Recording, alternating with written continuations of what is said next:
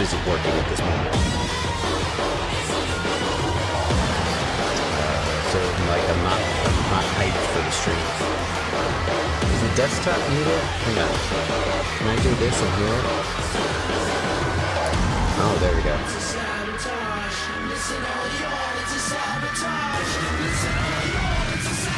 At least I can hear the music.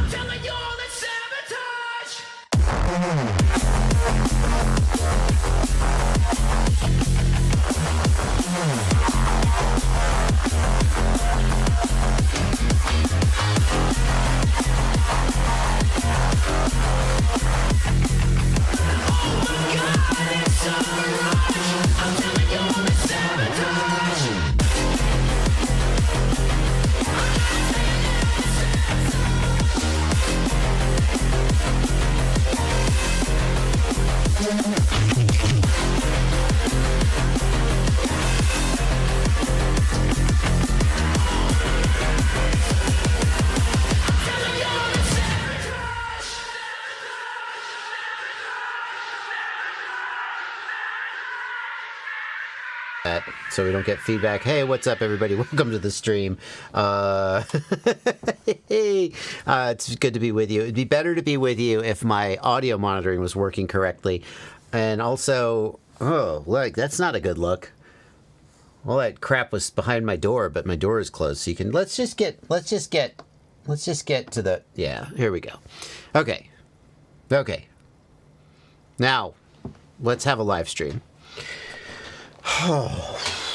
Blunty, you there?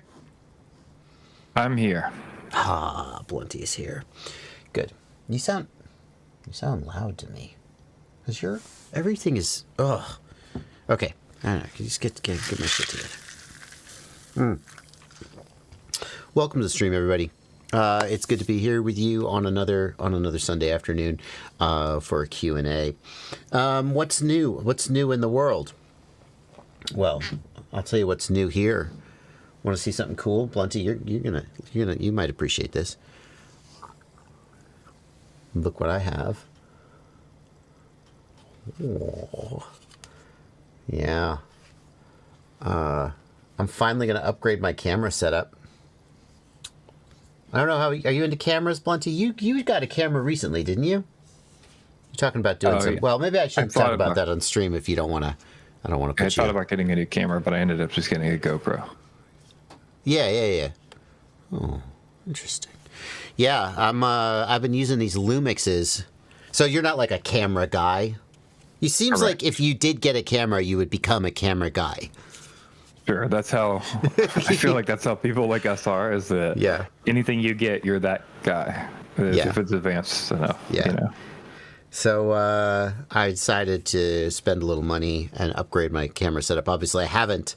This is still the same camera I've always had, but I'm getting ready to switch over to some Sony cameras. I got the FX30. I got some FX30 bodies. Gonna hopefully make my videos look even better, or at least more expensive.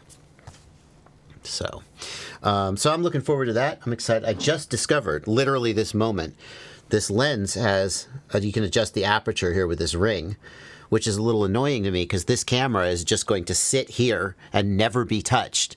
So, okay, but I'd rather be able to set the aperture with a menu, at least for this particular camera. I just realized there's I bet that setting there, I bet that setting lets the camera manage the aperture. That's good.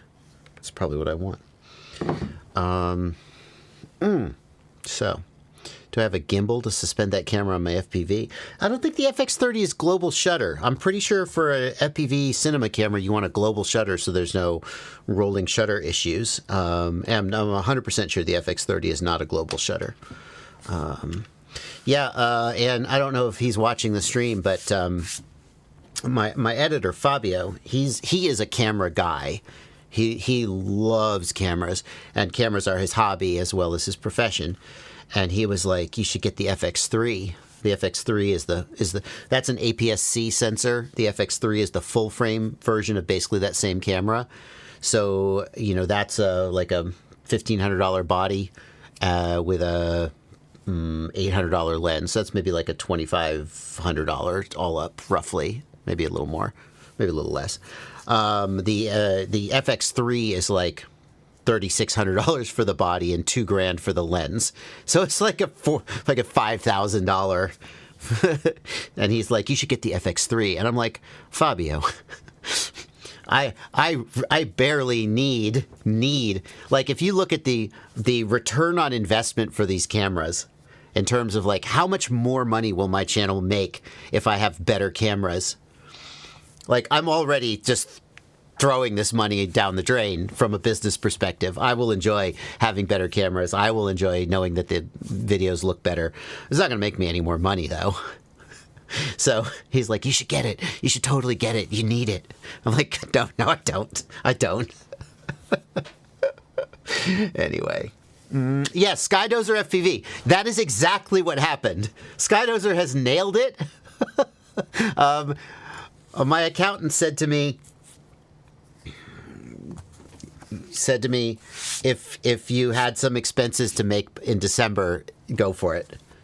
And I was like, are you telling me that I have to spend money on things? That's how I heard. That's what I heard her say. And it's been like, I've never upgraded these cameras. So I was like, okay, well, we'll do it. Anyway, I'm looking forward to that. Just thought I'd show off my new cameras. I'm psyched about them. The Lumix is, here's the thing. Fabio has almost like, Fabio would much rather grade the footage from a high-end camera. So right now we're shooting in 1080p. We're shooting in 8-bit color. We're not even really shooting in log. These cameras don't really support log, if you know what that is. And he, like, the color grade that he's gotten out of this footage is extraordinary. It really speaks to his skill as a colorist. So when he was like, your footage would look so much better if we had a better camera that could shoot in 10-bit, 422 log, etc. That's an interesting trick. How did that happen? Who started a poll? Me. Oh, that was you. I was like, what the fuck? Has someone done that? Sorry, that was you. You were supposed to leave it up so that people would like to stream, but it's okay. I'm sorry. I thought someone had like hacked my stream for a second. Or one of the other moderators got out of line. Do it again, Plenty. Do it again. I'll leave it alone. I'm sorry. But I was saying, he's kind of put himself, he would much rather I have better camera equipment because he would enjoy we're editing and grading the footage better.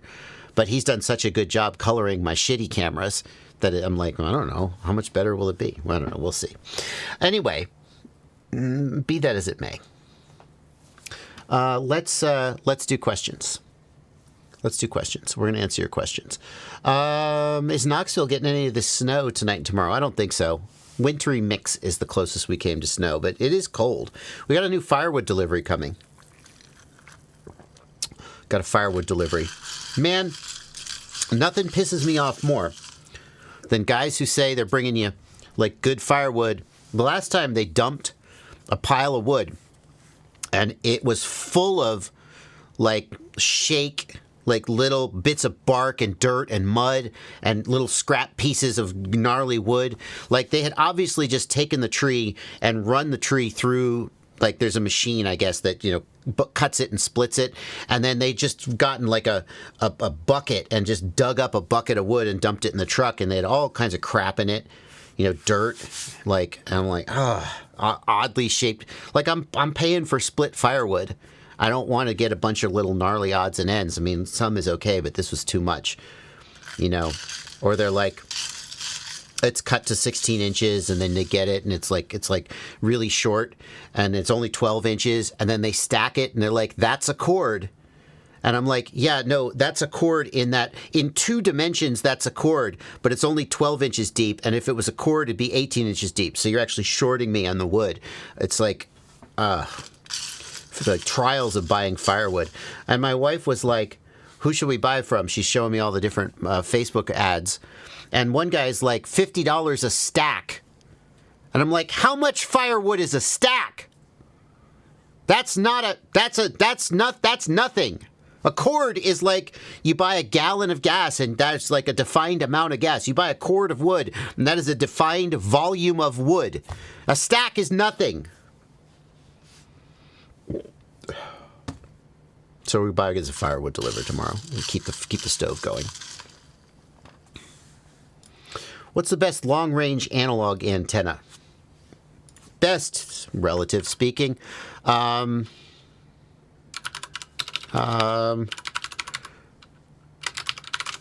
always there's basically two companies that make really good antennas. One of them is TrueRC, and one of them is Video Aerial Systems, VAS. As far as long range goes, 5.8 gigahertz directional high gain antenna. Here's an X-ray 5.8 for $150. It doesn't. What's the gain? 18 dBIC, right? So like that's probably what I would go with. 17, 18 dB. You know, from a reputable manufacturer. Does VAS still sell to the public? They do a lot. Yeah, they still have a store, right? Crosshair, Patch, Crosshair Extreme, Avenger, XR15. The thing is, you don't need like an ultra. Oh, that's pretty good. You don't need $70. That's nice. 15 dBIC, a lot cheaper antenna, that's for sure. Like you could go very far on. You don't need like a 30 dB antenna. You could go very, very far on a relatively like a 15 to 18 dB antenna if you optimize for other things. A lot of times, I think people they get a 10-watt video transmitter and they get a high gain antenna, and then they think that's what you need to go long distance. And obviously, I'm certainly not an expert on long distance, but there's guys who really they'll go 20 kilometers on 25 milliwatts. And they know how to optimize all the other shit. And a lot of times people just, they think, okay, I'm just going to throw output power at it, and I'm going to throw antenna gain at it, and just hope that it works. And you're not actually learning to optimize for the other stuff. So if you really want to get into long range, yes, a high gain antenna, yes, a high output video transmitter are useful, but you should start with 100 milliwatts, right? And like a 5 dB antenna, and you make that go as far as you can, and then you'll really figure out how long range works, and then you apply that knowledge to higher gain, and you'll get really far. But on the flip side, if you don't know how long range works, you can get a 10-watt video transmitter with a 20 dB antenna and still only get 5 kilometers and be like, what am I doing wrong? Right? So,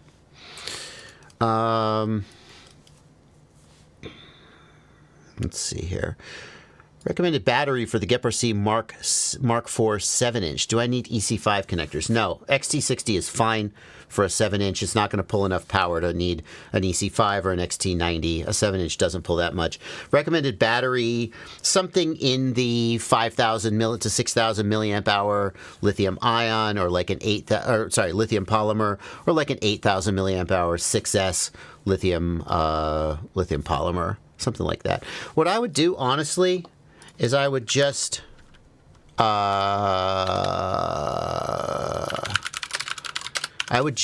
at a bind and fly, like, and that gets you in the ballpark, and see what they recommend.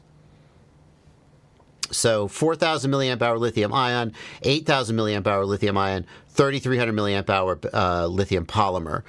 So I'm going to guess that this is more for like freestyling than long range. 8,000 milliamp hour lithium ion, right? So that's where I would roughly be for long range flying. Or if you're interested in more like freestyly stuff, 6S33, 3 or 4,000 milliamp hour, maybe a little more. But if you're interested in long range stuff, lithium ion is really where you want to be. Anyway, so we got another high priority super chat from a longtime friend of the channel, Yosferos. So we're gonna get that. You know, normally I wait to do super chats until a little later in the stream, but somebody pays $100 super chat. By God, I'm gonna drop everything and answer it. Let's see what he has to say. Happy New Year. My first quad build of 2025 is a low-flow HD with KISS and Voltara 70 amp and 8S 2207 1570 KC Supernovas. What's your first build of 2025 going to be? I'll show you my first build of 2025.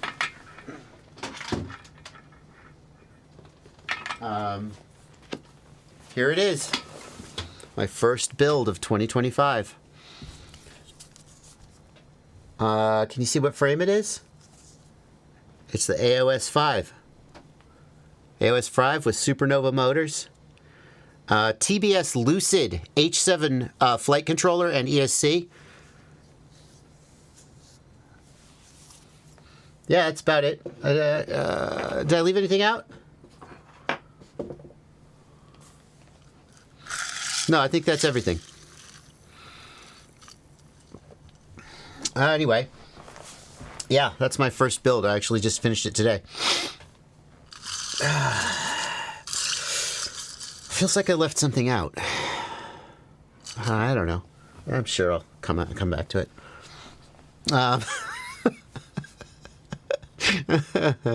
Thank you for the donation, yes, for us. Incredibly generous, as always. Norberto Sumares asks, why do manufacturers like Firewood not redo their CLI files to accommodate the latest Betaflight versions on previous quads? They've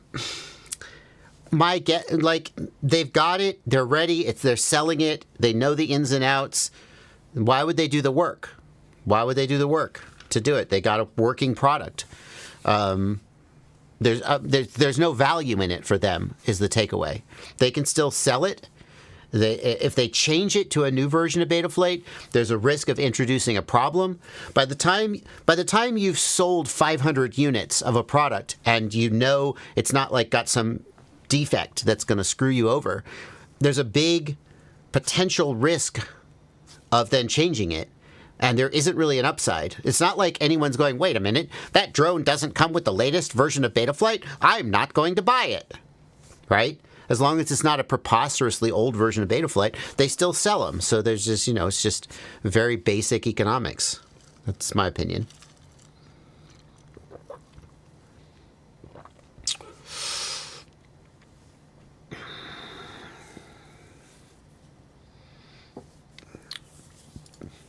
Is there a way to figure out what the user 1, user 2, and user 3 functions are on my drone? No, not easily, but we can infer. So the user 1, user 2, and user 3 modes are almost always used either to switch power to the video transmitter on and off, or to switch the cameras if the flight controller has dual cameras. So the TBS Lucid H7 flight controller has 2 camera inputs. You can have 2 analog cameras.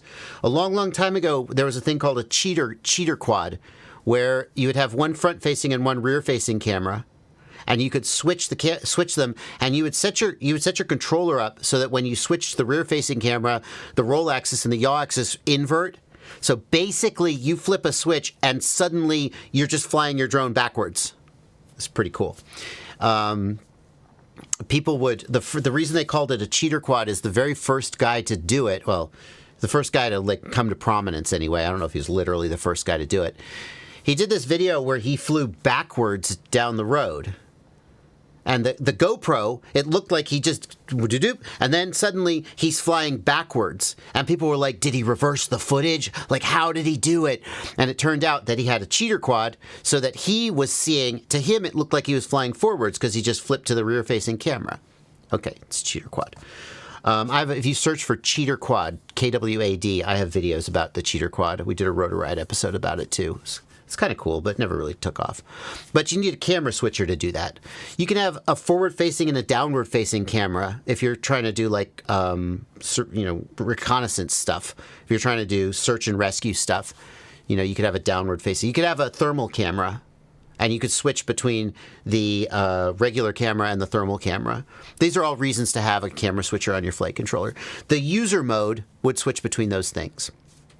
That's very uncommon, but it does exist. The most common thing that user 1 does is switch the video transmitter on and off. if you have a switchable video transmitter power.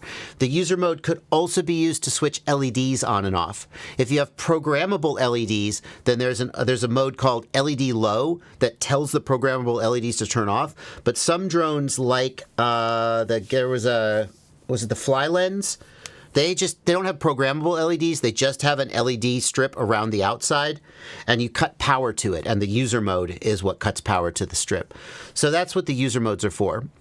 Just because you have user 1, 2, and 3 doesn't mean they all do something. It just means that the manufacturer went into the CLI and defined those modes. If the manufacturer is smart, they'll only define the modes that actually do something. So you'll just have user 1, and that'll switch your LEDs on and off, or that'll switch your VTX on and off.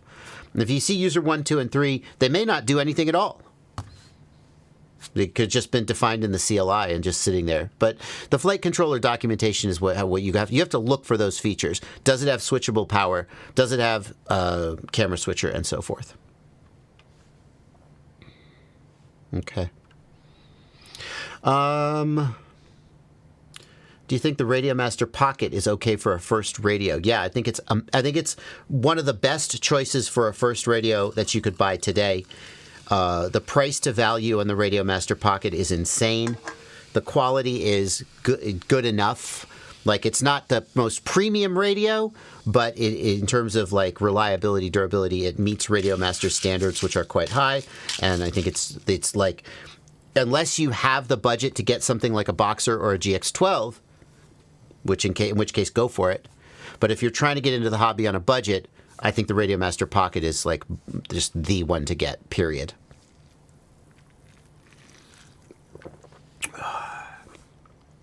Let's do some super chats real quick. Whoa, hang on. Mark asks, can you do a review of the Jumper Bumblebee controller? Maybe. I gotta say, I'm like 5% less. I'm sorry, Jumper. I'm like 5% less excited about Jumper radios than I am about Radiomaster radios, because if you like open up a Jumper radio and you open up a Radiomaster radio, the Jumpers are just not made to the same standard. Like, I haven't seen inside the Bumblebee, but I've looked inside other radios like the Jumper T20. Like on the Radiomaster, the wires are like thicker and they're nice silicone wires or whatever, and the solder joints they're very good. And then on the Jumper radio, the wires are like super thin and they're not routed neatly. On the Radiomaster, they're neatly routed and like zip tied out of the way or whatever. And on the Jumper, they're kind of loose, and maybe anyway, I'm just kind of like giving you a sense of it when I looked inside. So like, I'm just like slightly less excited about Jumper radios. It just feels like they're not quite made to the same standard. And so like when a Jumper radio has something unique to offer, like for example, the Jumper T15 currently is the only radio in this form factor with a color touchscreen. Very compelling, right? Well, you might go, okay, I want that. I want that bad enough. I'm going to take the punt on it.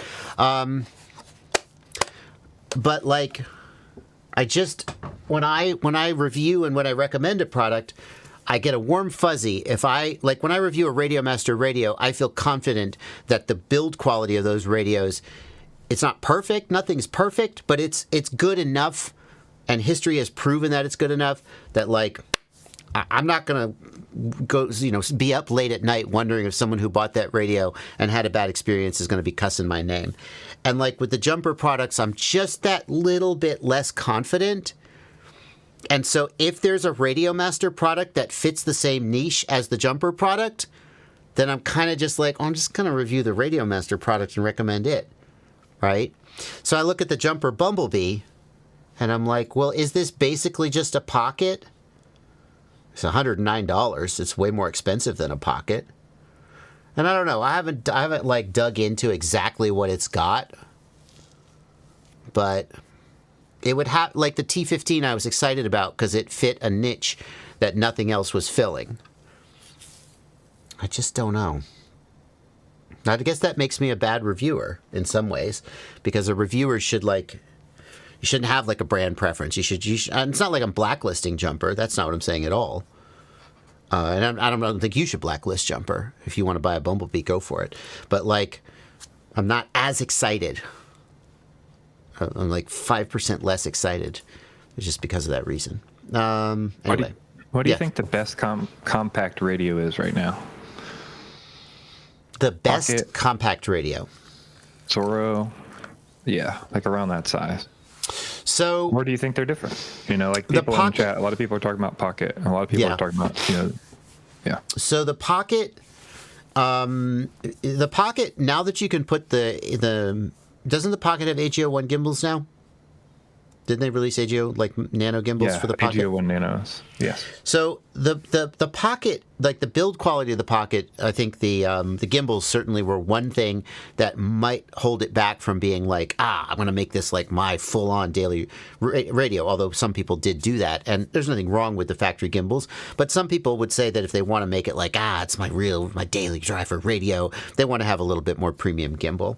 And now that the HDZero nanos are available for the Pocket, that isn't, if that was a stumbling block for you, it isn't anymore. It certainly is compact, you know, you can't argue with that. The Zorro, to me, the Zorro has nice form factor. I like the ergonomics on the Zorro, but the short battery life to me is a deal breaker on the Zorro for a lot of people. And like the little 1350 batteries or whatever they are, 13500, whatever. The battery life is so short, and you got to have an external battery. It's kind of annoying. So that in some ways is a deal breaker on the Zorro. The GX12, does that count as compact? I think that would be my pick if you count the GX12 as compact. It's not as compact as the Zorro, but it's not as big as like the TX16X. And it just does it all. So Pocket is like a little more compact than the Zorro too, in terms of, it's not like physically smaller, but just the form factor is easier to stuff into a bag or something. You can plug an external battery into the Zorro. It's just one more step to be annoyed about. Yeah, Sean Glyph says, I think it's fair to compare the Bumblebee to the HDZero Nano Pocket because the prices are similar. And the Pocket plus the Nano HDZero is going to be so much better. And so the Bumblebee at a price of $110 is just dead in the water. I mean, just recently there was a Boxer Crush for $120. Excuse me. Ooh, excuse me. There was a Boxer Crush for $120 with the HDZero gimbals. And obviously that's a different form factor than the Bumblebee. But yikes, Boxer Crush with full HDZero gimbals for $120 compared to the Bumblebee for $110. It's like, which is giving you better value? No question. Okay, continuing with the Super Chats. Love the streams. Have you formed an opinion on the Voltara 70 amp ESC? Plug and play KISS Ultra is nice and many protective features. Yeah, the Voltara looks like a very, very cool product. I believe was it developed by Leeview Preda? Leeview, I've known him for a long time. I'm not going to claim we're like super friends, but back when he was getting into the hobby, we talked a little bit. Now, of course, he knows everything he needs to know and doesn't need to talk to me anymore. But he's always been a big KISS user.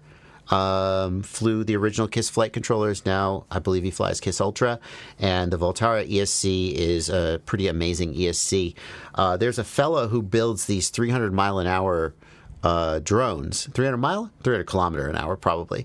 These high-speed drones, these crazy octo high-speed drones, and he runs the Voltara. It's a hell of an ESC.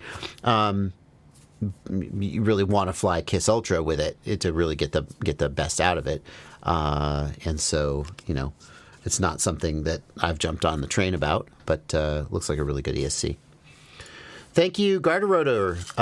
Thank you, and Kim for a $20 donation. Happy New Year to you guys.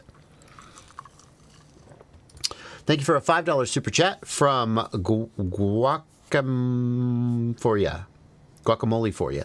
I'm relatively new to FPV. Just wanted to thank you for all the help your videos have given me, and I wouldn't be flying without you. Oh, that's awesome. Thank you for letting me know. That's what makes me do it. Yeah. People who say, I wouldn't be flying without you. That means a lot. Thank you. Zuby, thank you for a $10 super chat. I recently got ELRS running on my 4-plus-year-old quad. Thanks to you. Much, much, much thanks. Awesome. Yeah. If it'll run Crossfire, it'll run Express ELRS. The Soaring, thank you for 100 Czech Karuna, I believe. Loved your VTOL video. Will you try the Autoland feature? It's supposed to be nice. Also, I finished the mod to record OSD in the V2 goggles with the O3. It's available on the WTFOS package manager. Oh, that's exciting. So until recently, if you were running... Oh, wait. With the O3? How does Oh, there's something going on here I don't understand. So until recently, if you were running the O3 Air unit with the V2 goggles, there was no way to record the live feed with the DVR in the feed. We won't go into the details, but there was no way to do that. And now you're saying you did a WTFOS mod that lets you do it, but what's confusing me, and maybe, Blunty, you can keep an eye in the chat if the Soaring has more to say. What's confusing me is that if you're in O3 mode, I'm not sure how the WTFOS even comes into play. I thought WTFOS only factored in when you were bound to a Vista or that generation of air unit. So I'm missing something here. There you go.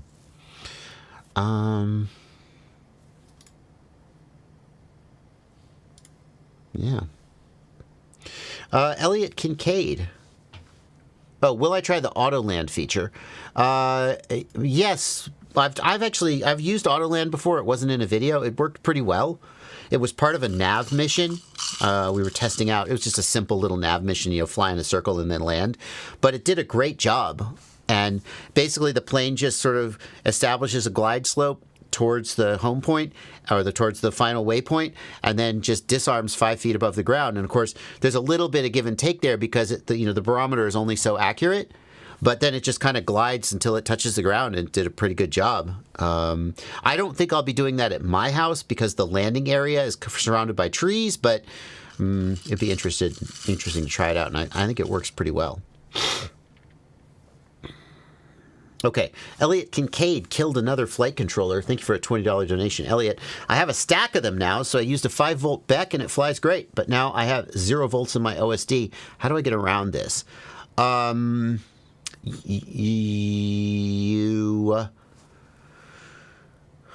are you feeding it off 5 volts and not battery voltage? Because you killed the onboard 5-volt regulator. What I would do... Oh, wow. That's a tricky one. So what I wouldn't do is connect VBAT to the flight controller VBAT pads. If you were to do that, VBAT sensing might work correctly even though the 5-volt regulator is dead. But the problem is that the onboard 5-volt regulator might try to power up and fight with your 5-volt regulator. So here's what I would do. I would connect VBAT to the flight controller and plug in a battery and test the 5-volt pads with a multimeter. And if it reads 0 volts, like nothing, then I would probably leave it that way. And then use your external 5-volt regulator to power everything up. And then I'm going to guess that VBAT sensing would work. The alternative would be to use an ESC that has voltage sensing and ESC telemetry. That's how a lot of higher, like 12S and 10S builds do it. The ESC reports the voltage. You just go into the power and battery tab and you change the voltage sensor to ESC sensor. But you have to have an ESC that supports telemetry and reports voltage, and not all of them do that.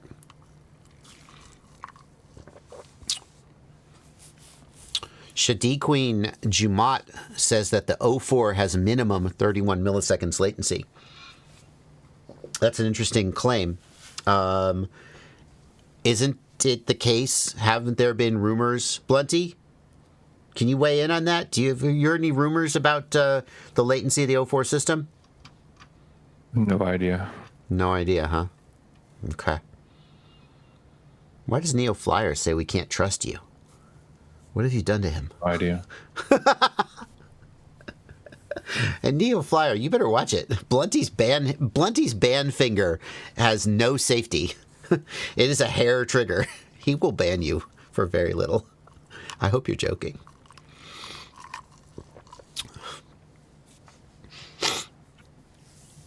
Mm-hmm. What I'm thinking of is the rumored race mode, right? Which is supposed to give lower latency. So when you say that the O4's minimum latency is 31 milliseconds, I think that remains to be seen. That's my point.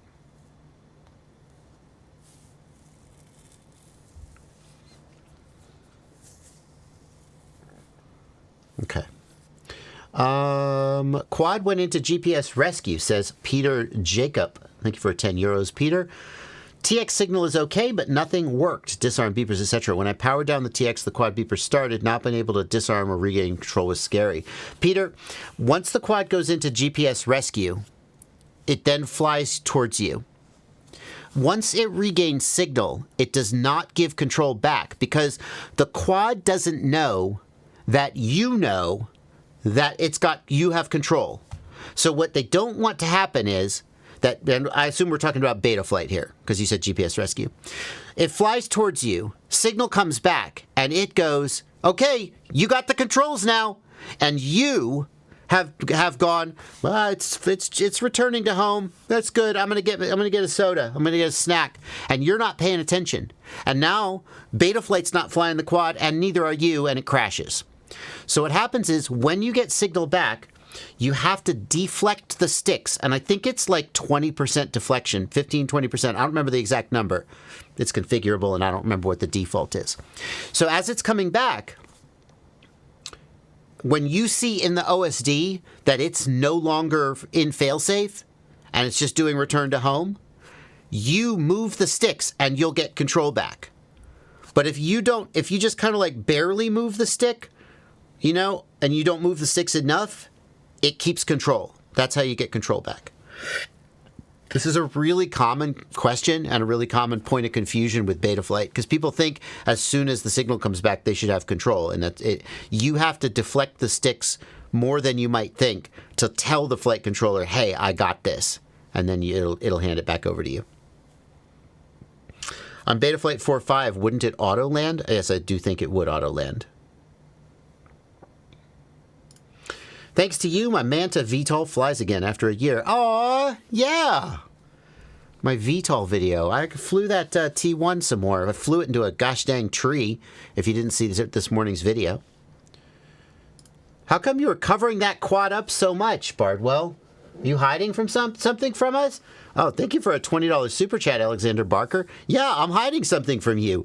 Was that not... I'm sorry, Blunty, was that not obvious that I was hiding something? I was trying to be super obvious about the fact that I was hiding something. I thought it was super obvious. I think most of the chat caught on.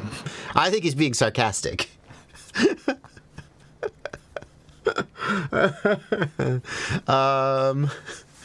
I think he's being sarcastic. Do you find fixed wing easier to fly than quads? No, because I'm less experienced at it. I find quads super easy to fly. Here's the thing about fixed wing. If I want to slow down and stop, I can't. With fixed wing, I always have to keep going forward. If I want to, if I'm in a quadcopter and I want to look below me, I just go, boonk. Oh, okay. Go wherever I want to go. With a fixed wing, I feel like I got a freaking, a back brace on with a fixed wing. And I can only look here. Oh boy. I love flying fixed wing. This is my impression of flying a fixed wing. Oh, this is great. What's below me? I don't know. Could be anything. Oh, well, I guess I'm going to land. Hold on. Ah, like a roller coaster. Oh, no, I'm crashing. No, I find fixed wing a little bit. I mean, it's nice to be able to just fly for 20 minutes and the battery's just whatever. So that's cool. Yeah. What is your favorite AIO? All my AIOs burn out or stop working about what? Man, if you get 100 to 500 packs out of an AIO, I mean, I feel like I don't know what the lifespan should be, but that feels pretty good to me. I have whole quadcopters I haven't gotten 500 packs off of. Okay? I gotta say, FPV Racer CZ, you tell me, buddy. What you clearly fly way more packs on AIOs than I do. I do not presume to speak to you as if I know more than you about this topic. What's your favorite AIO, dude? You've clearly done more testing than me. That's what I have to say about that. Yeah, I mean, like, if I were going to build a drone with an AIO, there are some that I might pick, but they would just be based on the company's reputation and the specs, and they would not be based on, like, if you have AIOs, if you have multiple AIOs with hundreds of packs on them, you have far more data than I do. You need to tell the chat what AIO you like best. That's what I have to say.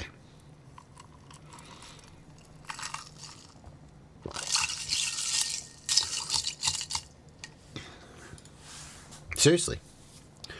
I just found a new inbox 2021 Jumper T8SG running Deviation TX. I remember that firmware. Can this be changed to EdTX or just junk it? Okay, so here's the way we answer that question.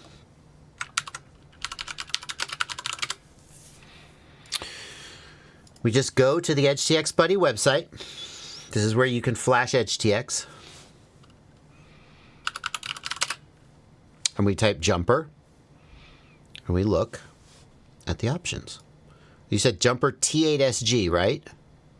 Nope. Don't see it. The answer appears to be no. There you go. I mean, there may be some way to hack it and make it work, but initially I would say my answer is no. WTF is offensive. Thank you for $5 super chat. I'm building a 6-inch 8S with 2207 1570 kV motors to fly around in high winds with a GoPro. Would you choose 5-inch or 6-inch props?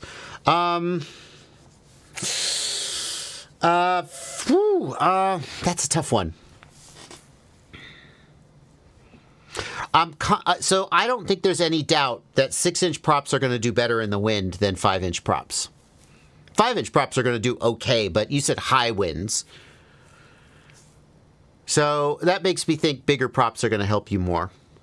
Generally, when you're in higher winds, having larger props, it just gives you more stability and more thrust. The problem is that your KV, 1570 KV on 8S, hang on, 8 out of 6 is 1.33333. 1570 divided by 1.33333. That's equivalent, I'm sorry, the other way.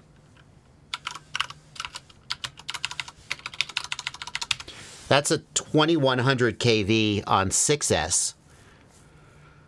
2100 kV on 6S is too high a kV for a 6-inch prop. So, like, for a 6-inch prop on a 6S battery, you would want to be around 1800 kV at most, maybe. So my first concern is that your RPM is going to be too high. But you could use motor output limiting, right? I think I would. If you're going to run, because those 1570, I think I would want something closer to like a 1300 kV motor. 1300 kV is just about right for 7-inch props on a 6S battery. Anyway, we're doing a lot of shuffling here with the numbers.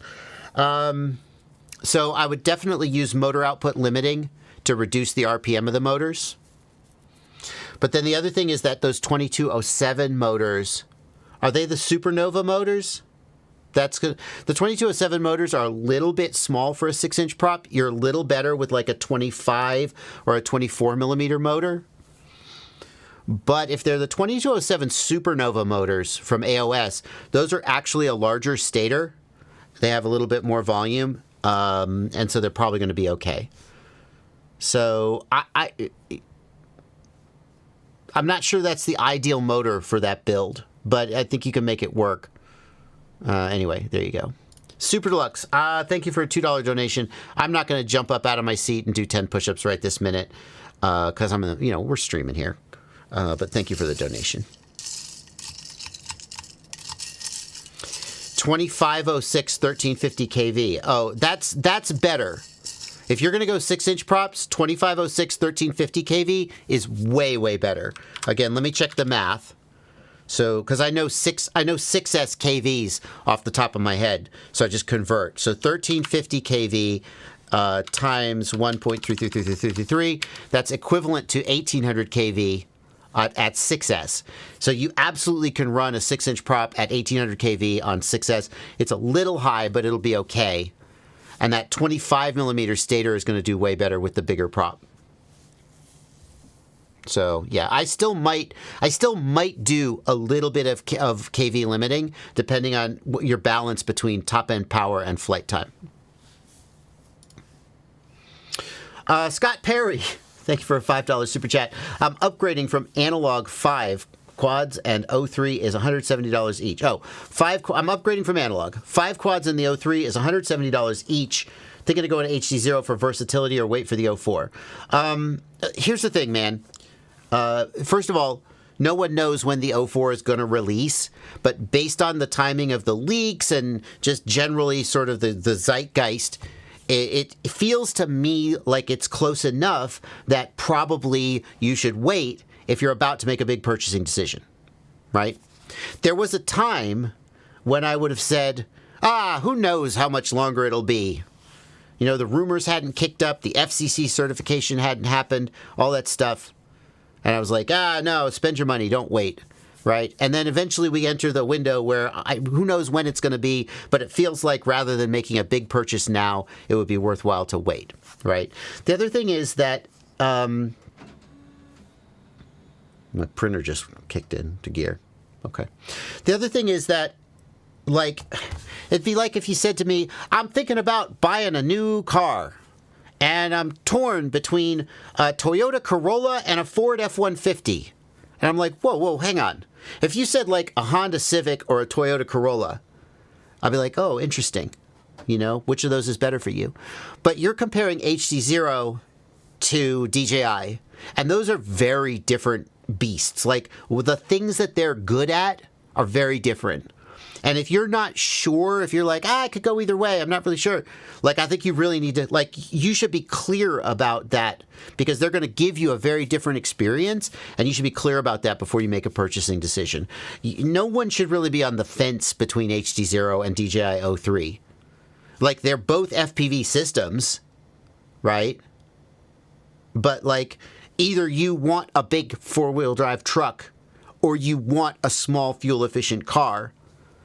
Very few people are like, I don't know, I could go either way. I'm sure those people are out there, but.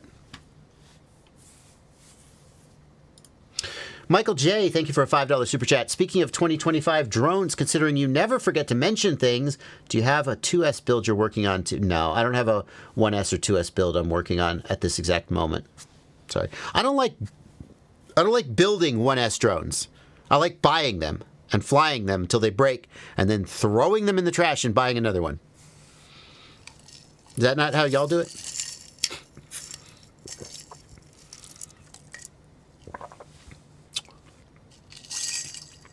And I'm not saying, by the way, I'm not saying that there's plenty of people out there who use HDZero on their racing rigs and DJI on their freestyle rigs. There's nothing wrong with that. I'm not saying you have to limit yours. There's people out there who own a Civic and a Ford F-150 or whatever truck you prefer. Right? They're out there. But you were like, which one of these two things should I get?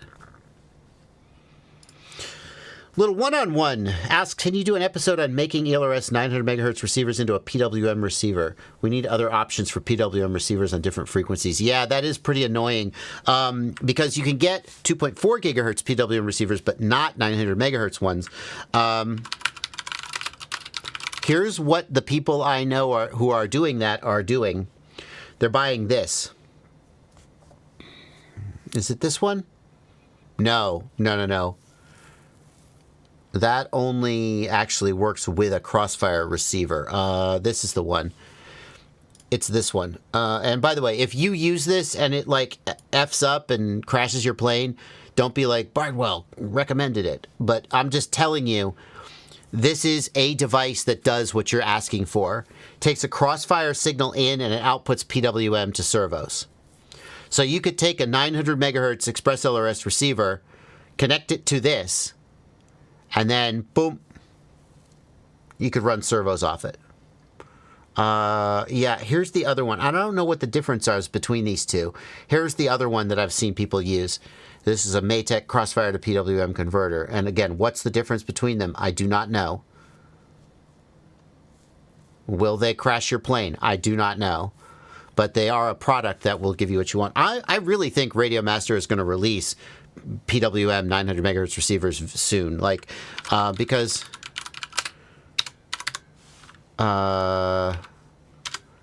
like, they seem to be all in on these 1121 receivers, these XR series receivers, right? They seem to really be the dual band receivers and like, screw it. You want 2.4, you want 900, we don't care. And so like right now, the only PWM receivers are 2.4 gig, but it feels like that's going to change. Like that's just speculation on my part. It's not, secret inside info. Bob Griffith asks, thank you for $10, Bob. Your serious thoughts on seeing a repair service located in the U.S. for Caddx or walk-snail goggles. So, little Bob and I have been talking about this. Bob has some walk-snail goggles X, and they have a problem. They're not working right, and he needs to send them in to get them serviced, and he is justifiably annoyed that the only place to get service on them is to send them back to walk-snail in China. At least that's the official position, according to Bob. Here's the thing. There's a reason that walk-snail doesn't have a service center in the U.S., right? And that's that, it doesn't make sort of economic sense for them to do it. Fat Shark actually used to have a service center in the U.S. Maybe they still do. I'm not sure. And that service center was literally just some guy. I forget his name. I'm kind of a little embarrassed that I've forgotten his name because I would joke about, oh yeah, that's so-and-so. He's the Fat Shark Service Center. And it was like, it wasn't an office. It was just his house. And he had a bunch of spare parts for Fat Shark goggles in a room in his house. And you would mail your goggles to his house and he would fix your goggles and send them back. But it was something. The money in this hobby there's not a lot of it. And a lot of it flows through China. And for a company in China to then set up a U.S.-based facility with service and so forth, it doesn't make sense to them. Berkshire Scenic Airways says, Caddx repair service isn't bad. You ship it, they fix it for $20, they ship it back in hand 3 to 4 weeks on average. 3 to 4 weeks on average. A lot of people would be like, that's unacceptable. So, I can't speak to the economics of it, Bob, but the fact that Caddx hasn't done it suggests that the economics don't work out. And it is annoying as a customer to have to send the goggles to another country to get them serviced. It's annoying that they have to be serviced at all. But that's sort of the way this hobby is. And so, there you go.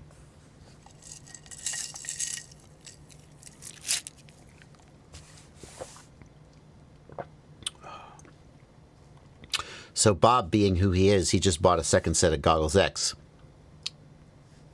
And then he'll try to get the other ones fixed, but at least he's in the air. As always, the answer is to spend more money. Thank you, CF Kinetic, for a $5 super chat and the shout out, as well as Brandon Baked Beans for the troubleshoot. Brandon Beans is great at troubleshooting, for sure. And take my job. Potcast says, has your opinion changed about the invasive drones in light of how it was dealt with? How was it dealt with? Blunty, were the New Jersey drones dealt with in some way? What am I missing? I'm not sure. Potcast, what do you know that I don't know? I don't know that it was dealt with. Mark, thank you for a $5 super chat. Did you have a question, Mark? No, it doesn't seem like you did. Okay, well, thank you for the donation, Mark. Colin Rain says, hope your new year is off to a great start. Thank you for $5, Colin. Does ELRS antenna distance from O3 antenna make a difference in RX link quality? It seems like it must, right? It seems like it must. If they're close, if they're too close together, it seems like you would get reduced range. But it doesn't. But a lot of people mount them relatively close together and have okay range and good link quality. So maybe it doesn't matter as much as you would think. All right. Well, that's caught us up on the super chats. Let's see what else we got. Oh, here we go from the Soaring. WTF doesn't only touch the Vista part. The V2 goggles are fully unlocked. You can write a mod for any part of it, but nobody did it for O3 until now. Well, F me, that's badass. Yeah, I think it's that you can't affect the air unit. You know what I mean? But you can do things on the goggle side. I do remember Jonas mentioning something about that a long time ago. It's just that they never bothered to touch the O3 side before, not that they couldn't.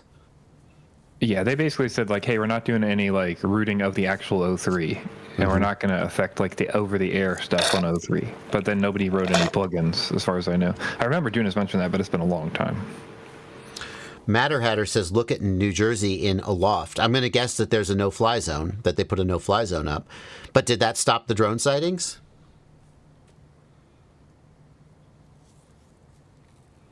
I don't know. I don't really have a lot to say. Yeah. Okay. Jamie FPV, thank you for a £5 super chat. All my quads have the O3 or the Vista and don't use the onboard camera for my shoots. So will there be any point in me upgrading any of my quads? I mean, here's the thing, Jamie. If I have a quad that is doing what I need it to do, then I don't upgrade it. I just fly it until it breaks. Then I throw it in the trash and buy another one. No, I fix it. I was joking. Yeah. Yeah, there's no point in upgrading something just for the sake of upgrading it. Like for example, I have these cameras that do a perfectly good job. You know, I make a living with these cameras. Now, some people would say there's no point in dropping thousands of dollars to upgrade the cameras. And from a purely sort of business standpoint, that's right. But I do like the idea that I'll have better cameras, and I will enjoy. I have to look at every video that I post. I have to look at it for hours, and I will enjoy looking at the footage if it's higher quality footage, and I'll enjoy working with the cameras and having better quality cameras and just feeling like I am, you know, not the only pleb at the YouTube creators table who's still shooting in 8-bit.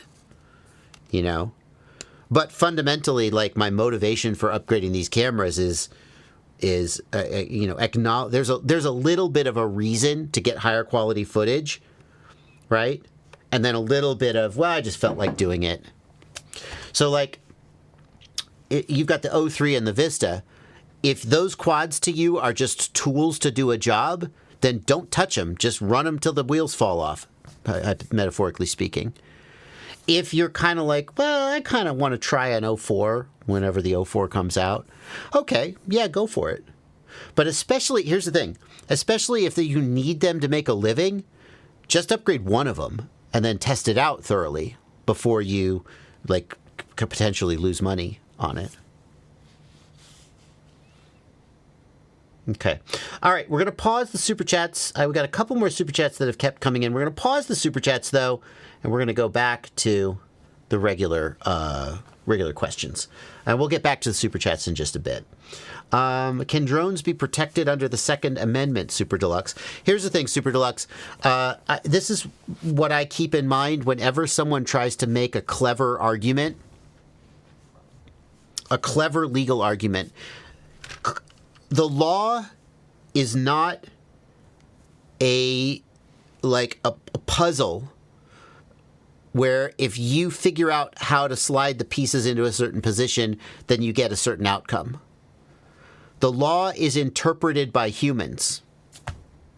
So, for example, if you and a police officer are in court and the police officer says A and you say nuh-uh, not A, the judge will decide who he believes or she believes.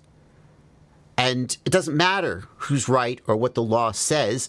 Sometimes the judge just goes, no, F you, and you lose. So when you're going to make, if you're proposing that we say, okay, well, drones are being used in warfare, therefore they're weapons, therefore the access to drones is protected by the Second Amendment. Even if that was like sort of by the letter of the law, a bulletproof argument, you would have to go before a federal judge and make that argument, and then it would go all the way to the Supreme Court, and the Supreme Court would go, no, that's stupid. And then you would just lose. And you can see situations where the courts make what looks like very contradictory decisions. One case comes before them and they say, here's why we decided this case this way. I'm not going to give examples because I'm not a legal analyst.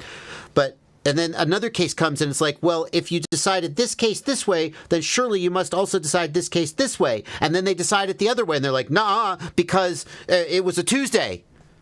And so it's different if it's a Tuesday. And you're like, that doesn't make any sense. You're just making this up.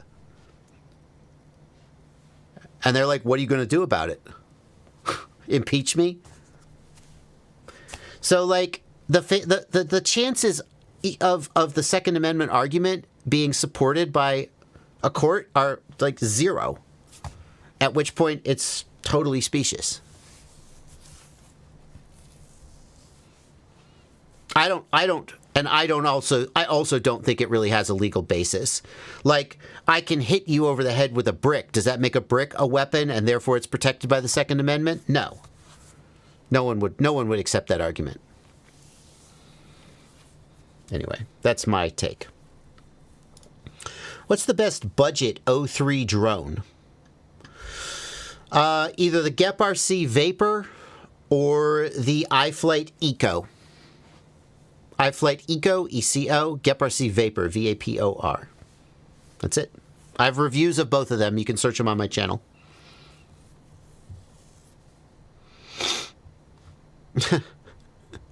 Jury, if lawyers wouldn't take your case, why would a lawyer not take your case if you were paying them? I'm not reading your whole story. What happened to you, dude? In violation of your rights. I mean, generally, if you pay a lawyer, they will sue or file a case if the case has like any vague semblance of a merit. So, do you think the Apex 5 will fit a 30 by 30 stack in an O3 air unit? Yeah, surely, right? Yeah, absolutely. I don't know why it wouldn't. All Ashraf says, I have 7-to-1 thrust to weight ratio. Is that okay for freestyle? Yes, that's okay. The easiest way to identify altitude and surrounding building heights. You need a barometer, I guess. A barometer and a GPS will give you approximate altitude. It's not going to be perfect. If you really need accurate altitude, like really accurate altitude, you need like a rangefinder. But Betaflight doesn't support that.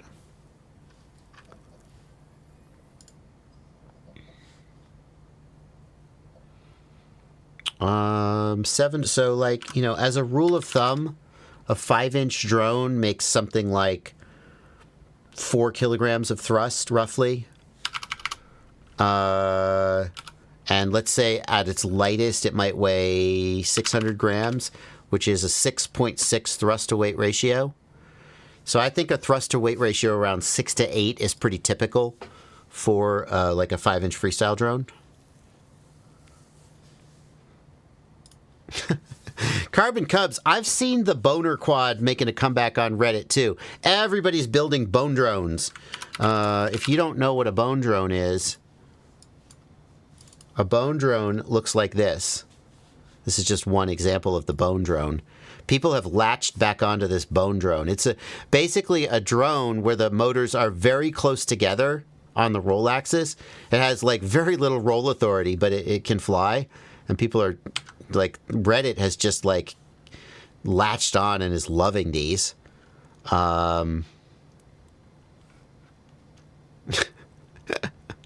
Yeah.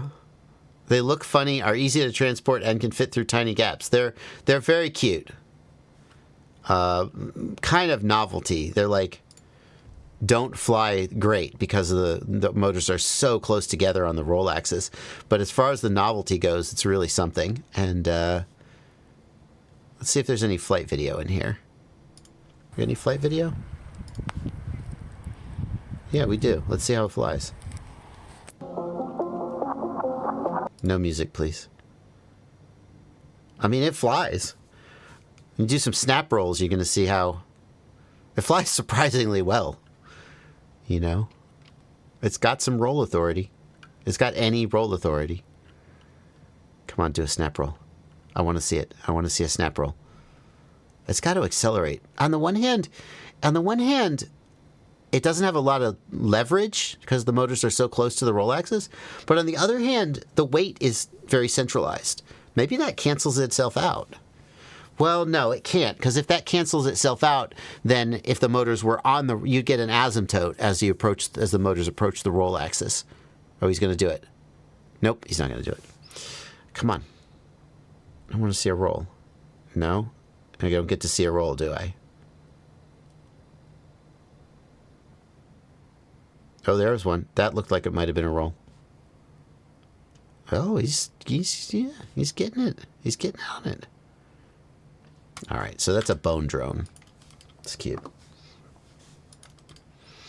G Nice wants to know, I got everything set up on my Express LRS build, but I'm stumped about the RSSI reading on my Boxer. It shows like 25 to 37 instead of 0 to 100. G Nice, I'm going to guess you are looking at RSSI DBM. So RSSI, you think of it as a percent. That's a terrible way to think of it. What is it a percent of? It's a percent of nothing. What is the maximum? What is 100%? I mean, it's a radio signal. It could be arbitrarily strong. So 100% is defined as some strength, and they're just like, yeah, good enough. And then what is 0%? What is the moment where you fail safe? That's going to vary depending on a lot of factors, some of them related to your Express LRS link and some of them environmental. So the whole 0 to 100% RSSI, throw it out. It's terrible. We should never do it. We had to do it back in the day because technically we didn't have a better way of doing it, but now throw it out. RSSI DBM is an actual amount of energy that's coming in, and that's good because it's a specific number. It's like how hot is your food? 100%. Well, is 100% mean that like it's going to burn my mouth, or does 100% mean that like that's just right, and I'm going to eat it and enjoy it? How hot is your food? 0%. Well, is that like lukewarm? Is that room temperature? Is that icy cold? I don't know. How hot is your food? 150 degrees Fahrenheit. Aha! That's a number, and that's what RSSI DBM are. So the confusing thing about RSSI DBM is that they start at like 0 and go down. So those are negative numbers. When you see an RSSI of 25, that's negative 25 dBm, which is actually a really powerful signal. When you see a number of 40 or 50 or 60, that's negative 40, 50, 60. That is a weaker and weaker signal. Okay? So I've got a video. I've got a video about RSSI DBM. It's this video. Avoid fail-safes with RSSI DBM. LQ is not enough. Okay? And that video will give you more information about how to interpret RSSI DBM and the pros and cons of it. It's only 17 minutes long, so, you know. There's a lot of good info in there. I would suggest that you check that out if you want to know more about this topic.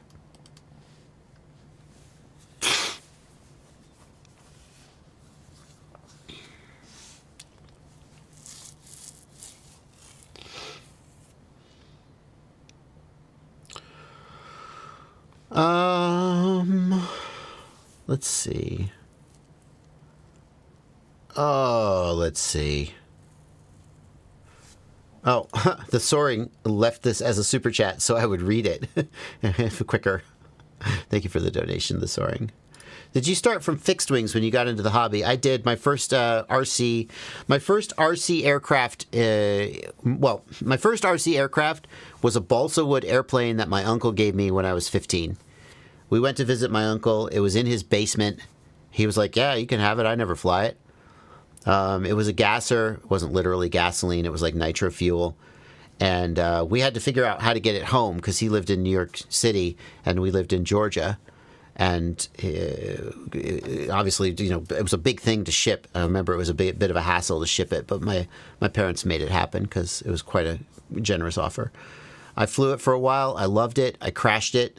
I fail-safed it. I didn't realize that if you broke the antenna, you couldn't just... It was a big, AM antenna from way back in the day.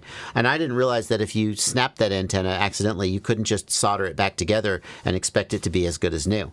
So that's what I did. And the airplane fail-safed and crashed in the woods, and I never saw it again. And that was the end of it. And then years later, I got back into RC as an adult when a friend of mine brought his DJI Phantom 2 over to my house. And I was like, oh, this is the coolest thing ever. I remember RC airplanes. They were really fun. So I got a Bixler, a flight test Bixler, which is a foam trainer. And I learned on that. I built a wing. I don't remember the name of the wing. It was the Texsumo wing, Teksumo. It was the Texsumo wing. I built one of those. And then eventually I built a multi-rotor and sort of never looked back. And only recently I'm getting back into fixed-wing flying. So, yep, that's my little history. Is there a best way to find your throttle hover value for landing mode purposes? Yeah, I'm sorry. Am I missing something? You just move the throttle and then, oh, I see. So there's an OSD element which shows your throttle position, and I always have that on for exactly such a reason as this. And so put the throttle position in your OSD, and then just find the throttle position where you want to be when you're landing. Yeah.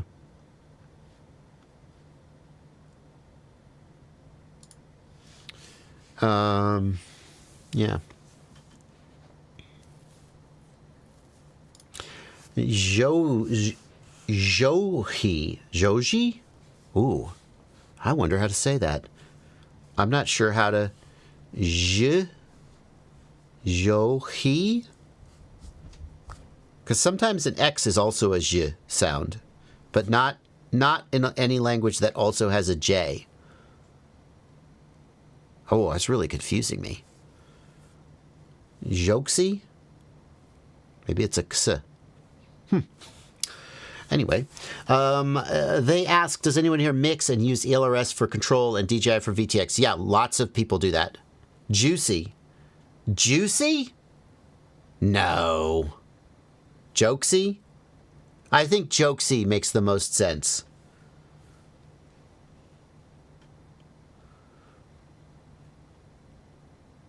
Yeah.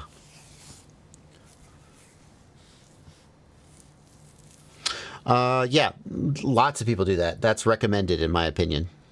100% do that.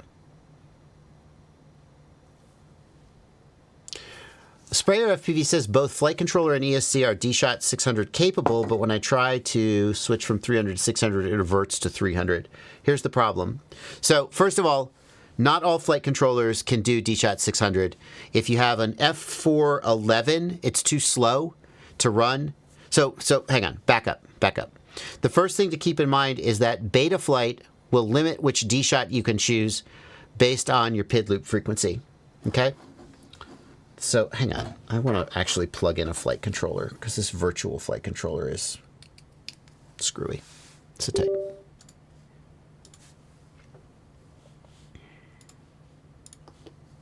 So here we go. So if the PID loop frequency is set to 8K, then you're allowed to run Dshot 600. But if the PID loop frequency is set to 4K, Dshot 600 is too fast, and Betaflight will restrict you to Dshot 300. So Betaflight's philosophy is that you want to run the Dshot, you don't want to run it faster than the PID loop because it makes the signal more susceptible to corruption. Okay? So if we go, yeah. So, if I set the PID loop frequency to 4K, and then if I go to the motors tab and set, well, that contradicts what I was just saying.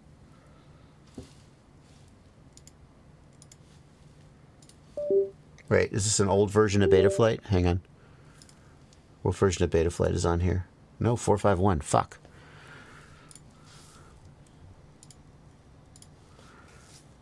I'm sorry. Wow. I guess I'm wrong.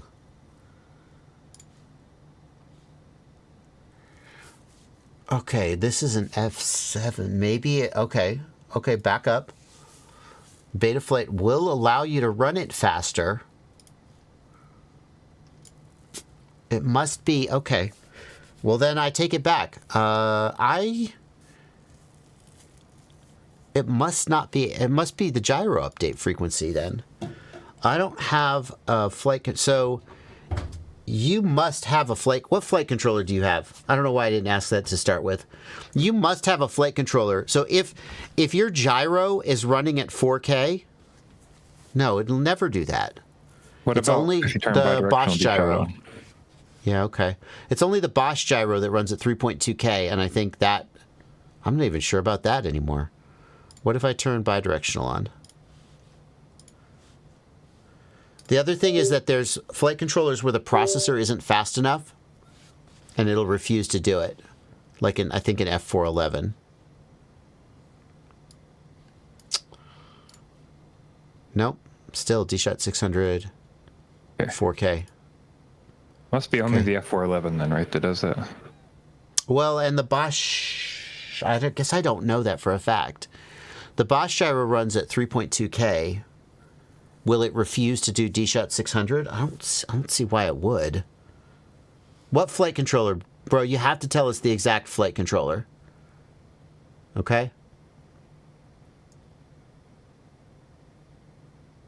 Okay. Marcin-Drones, thank you for the input. Says, I have a Bosch gyro with a 3.2 kilohertz T-motor stack, and I can only set Dshot 300. Okay. And I don't see why they wouldn't let you go faster, though, because clearly they'll let you do it if you have a ICM gyro. Maybe the Dshot is not allowed to exceed the gyro speed, but it can exceed the PID loop speed. I'm not sure. The bottom line is this.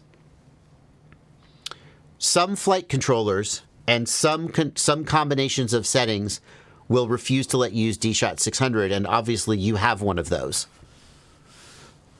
Big Data Pimp points out that the Hobbywing F4 board is locked to Dshot 300. So the JBF7 has the Bosch gyro. Oh, hang on a second. I have a JBF7 right here. Let's test it out.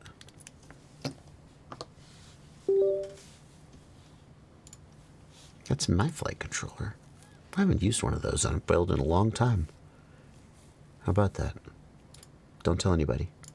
I think the only time it limits is based on the processor. In the F4, I think the F411. No, because look, Dshot 600. Yeah, no, the Bosch gyro, here's a Bosch gyro running Dshot 600. It doesn't care. Yeah, yeah. You know, the problem is I was like, okay, well, I started talking out my ass at the beginning. I was like, well, okay, am I remembering this correctly? And then I sort of backed myself into a corner and thankfully caught myself before I got too far. Yeah, I can't find anything that's limiting my ability. Not the Bosch gyro running at 3.2K. I know for a fact that there are boards that are too slow to do 8K PID loop and too slow to do Dshot 600. But the F411 is the obvious one. The takeaway here, though, is none of this matters. Yeah. You should just run the highest thing you can run, and then it's fine. Nobody will tell the difference. That's the thing. You can only run Dshot 300, not Dshot 600. I'm going to give you two identical drones, one Dshot 300, one Dshot 600. If you can tell the difference, I'll give you $1 million. I'll win that bet every time. So just don't stress. I mean, it's annoying that you're like, why can't I do this thing that I should be able to do? But like, just get on with your life. Is my advice.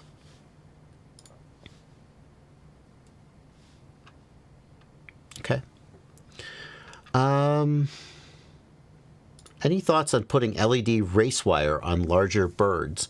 Yeah, I wouldn't use race wire at all, unless the only time I use race wire is when I need to extend the motor wires, either because I cut them too short by accident or they got damaged. I have had LED race wire on birds before, and the LEDs fail after a while, and then it's just kind of annoying.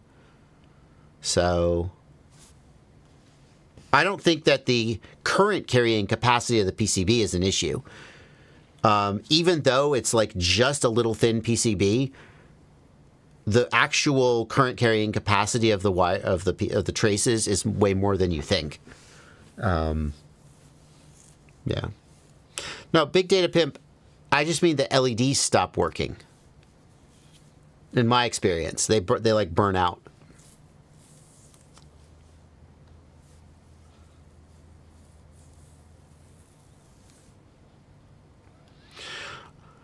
When will the DJI O3 Air unit be back in stock? How would I know? Ask the store. I have no idea. You contact customer service at the store and ask them when they think they're going to be restocked.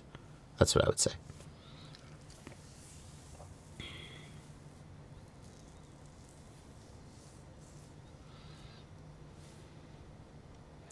Do you think the O4 will replace a GoPro? Alec asks.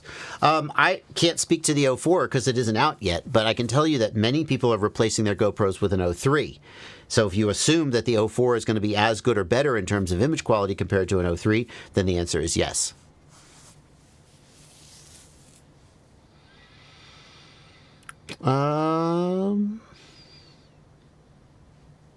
Do you have any opinions on the O4 Air unit? The leaked features and specs surprised the hell out of me. And Blunty, we talked about this back when the first big group of leaks came out, that the rumors of a 1S to 3S one, rumors of a racing mode, these are the kind of things that, like, it's weird because DJI in some ways, like, you feel like they're not listening sometimes because, like, there's a bug and you're like, will you fix this bug? And then years go by and the bug doesn't get fixed and you're like, are you even listening? And then what typically happens is, like, they release a new product and they've fixed the bug and then they've done 3 other things you didn't even think to ask for. And you're like, oh my God, thank you. And then that product has some flaw that pisses you off. And then you spend 2 years asking them to fix it until the next product comes out. And that's just how they operate. But the rumors of a 1S to 3S video transmitter and camera for micro drones, I never would have thought DJI would go after that market. So if that pans out, that's going to be very exciting. And in a way, well, visionary is too strong of a word because companies like Walksnail and HDZero already figured it out. So are they visionary? No, that's just obvious. But from someone in DJI's position, where oftentimes there's this gargantuan ship, like this big complicated operation where a lot of times things that are obvious down on the ground don't make it up to the decision makers, or there's other factors that prevent DJI from moving in that direction, right, because of who they are as a company. That if that pans out, a focus on racing and a focus on micros, really, it's like, okay, you know, like you're here, right? You're clearly like here in the room. So Madstech thinks 1S is off the table based on voltage range. Interesting. Well, we'll have to see.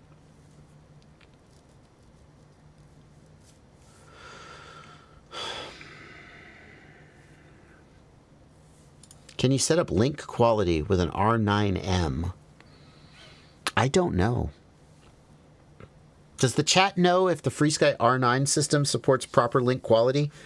I'm sure you can set up aux channel based link quality. Actually, I'm not sure. I think you can.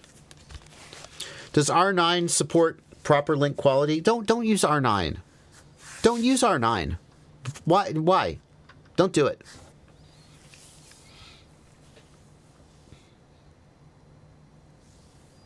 Okay, hang on, Crom. Crom says he's reproduced the problem. Guess what? Guess what? Boom! SpeedyBee! What version is it? SpeedyBee V3. Is it a V3 or V4, Crom? Oh, wait, is it an F4 or an F7? Hang on. It is. It's the F405. Ha-ha! Is it a V3 or a V4, buddy? Let's find out. V4. Well, this is a V3, so I don't think it's a different target, though.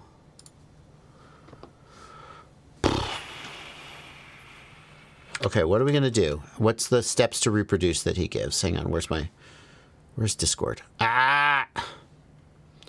451, bidirectional Dshot, 600, reverts to 300. Okay, hang on. Update firmware. Choose port. Oh, it is a different target. All right, well, I don't know if this test will mean anything because it's a different target. I don't know that I have a V4 on hand. I know I have a V3. But anyway, we have 451 on. It's 431. Jesus Christ. What the hell? 431. Why is auto detect not working? It's lame.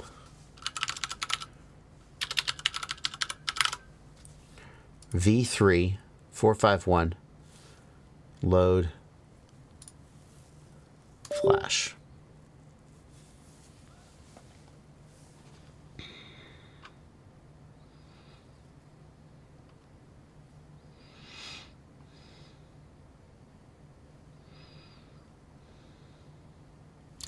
Leanne Randall asks, why did you not release a 2024 beginner 5-inch?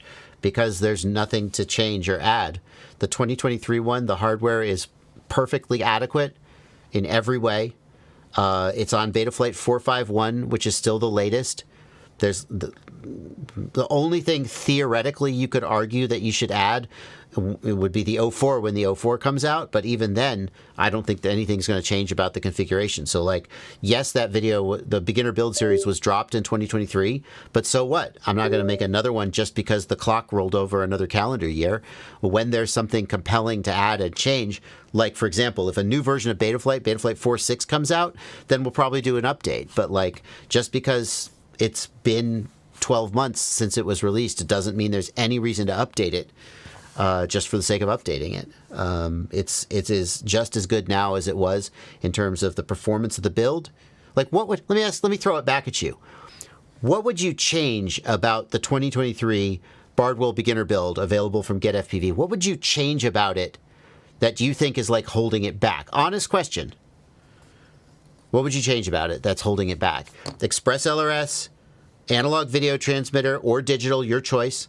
Supports all the digital 2207 motors, flight controller, ESC, you know, not the top of the line flight controller ESC, budget oriented, obviously, but they get the job done. They fly, they do everything they need to do. What's new in 2024 or 2025 now that needs to change about that? Honest question, you tell me.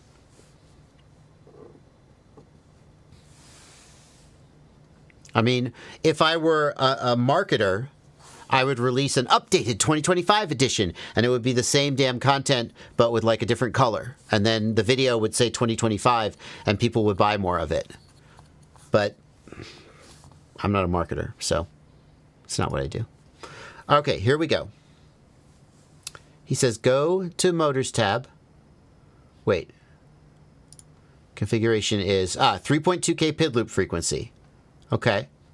Go to Motors tab, enable... See, Dshot 600. Enable bidirectional Dshot. Agree. Save and reboot.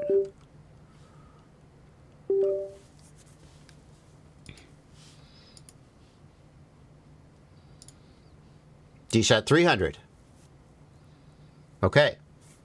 So it looks like on this flight controller, when you enable bidirectional Dshot, it forces you to Dshot 300. On the I dug up JB, the code. what's that? I dug up the code for it. Yeah. It says, if bidirectional Dshot is being used on an F4 or G4, then force Dshot 300. The motor update restrictions then applied will automatically consider loop time and adjust PID process denom appropriately. So yeah, it looks like if bidirectional Dshot is on and you're on an F4 or a G4, then it forces Any Dshot F4, 300. not just the F411.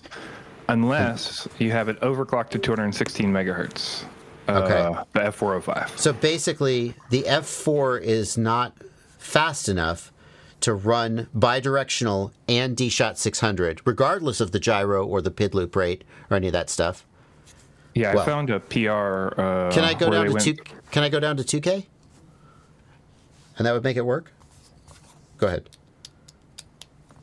I don't think it cares about the loop frequency. It looks like it's just looking at Dshot rate. So you would think that if I change the PID loop frequency to some preposterously low number, then it would be able to do it. I don't know, maybe not. I think it's just hard blocking them. I don't think it's looking at the rates and then comparing. Yeah, I think you're At right, least but I'm that's going to what try. I'm going to try anyway. That's what this says anyway.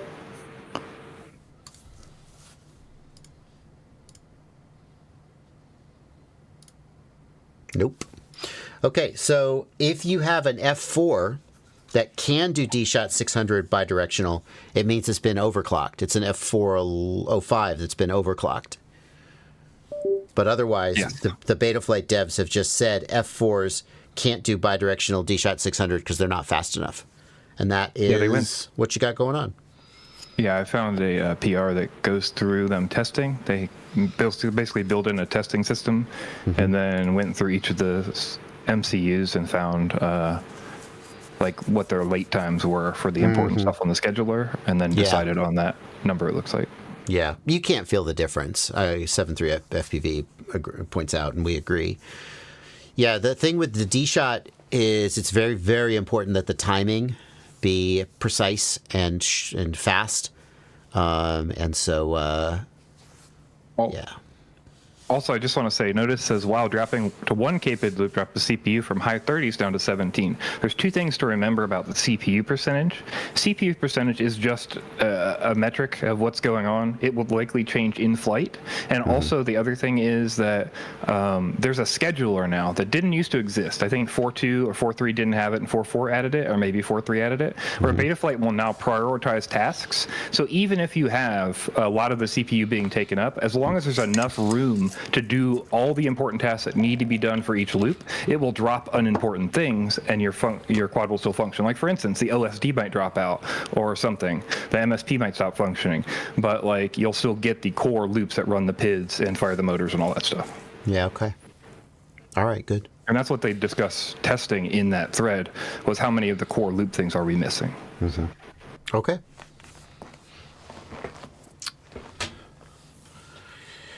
Oh, all right.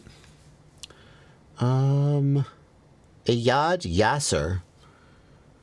I'm not sure you understand how the live streams work, friend.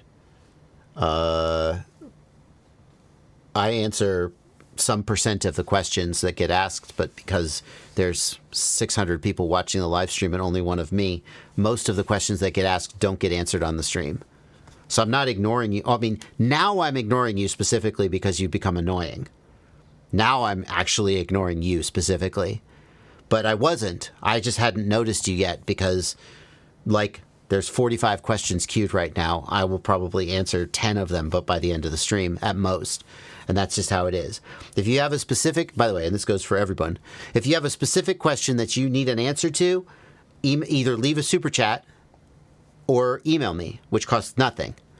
If you need me to answer it on a live stream, leave a super chat. That's how to do it. Or if you just want an answer, via email whenever I get to it. Typically, I answer emails once a day or more, but typically at least once a day. Then you can email me. jb@joshuabardwell.com is my email. So. Now I'm ignoring you. Okay. Speaking of super chats, let's get a couple super chats out of the way. What do you think about the Newbeedrone Hummingbird race spec? Thank you for 20 Czech Karuna. The Newbeedrone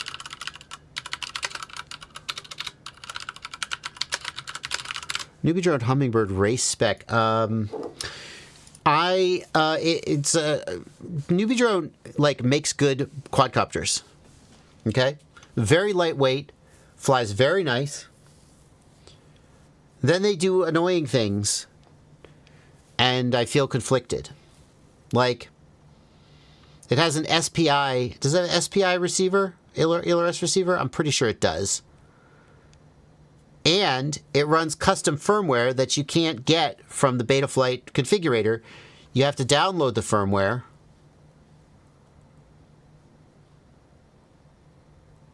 You have to download it. Where's the target?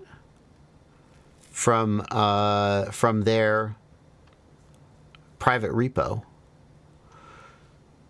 Let's just double check that. I'm pretty sure that's true. I don't want to misrepresent.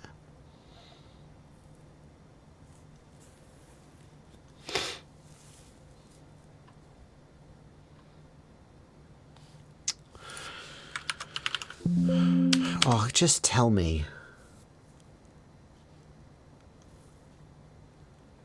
Yeah, so here's the firmware.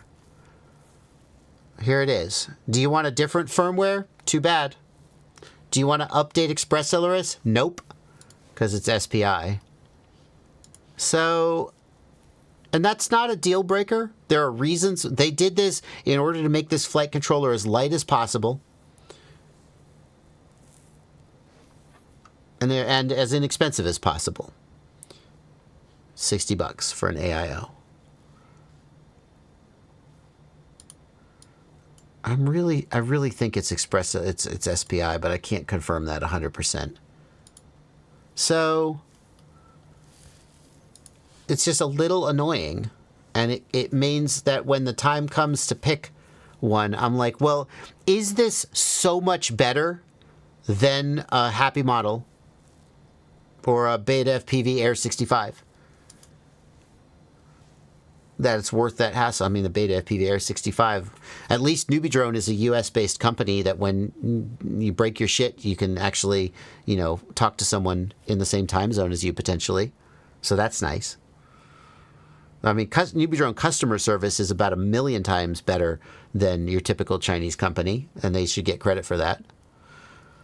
But it always just, there's a little part of my mind when I look at these products where I'm like, but why not do it the way that everyone else does it? Is it really that? Are the reasons why you do it differently that compelling that you couldn't do it the same way everyone else does it and the answer's no. Make life easier? Yeah, the answer's no. Yeah. I know you're asking rhetorically, but the answer's no. And it's just like it's gotten ridiculous to this point. Tell me about it. Because there's no benefit. Everything's available. Like there's not. Like you're competing with the same other people. Everybody else can have a normal target. You can't. Like what are you doing special? Nothing is special. Nothing's better. Well, it's not magic. So the SPI receiver, did Betaflight 4.5 drop support for SPI receivers? No. I thought no, it still supports it, but they stopped updating. Yeah. That's the thing. They stopped updating, and I don't know. It was the ELRS 3.0, I think. Yeah, I mean, there's still another update that got pushed through. I think 3.5 features got added. I talked to Bri about it. Oh, okay, I didn't know that. So the SPI receiver saves them the cost and the space on the board for additional ESP chip. Valid. They're trying to get a bunch of stuff on this AIO. They did an SPI receiver. Okay, fine.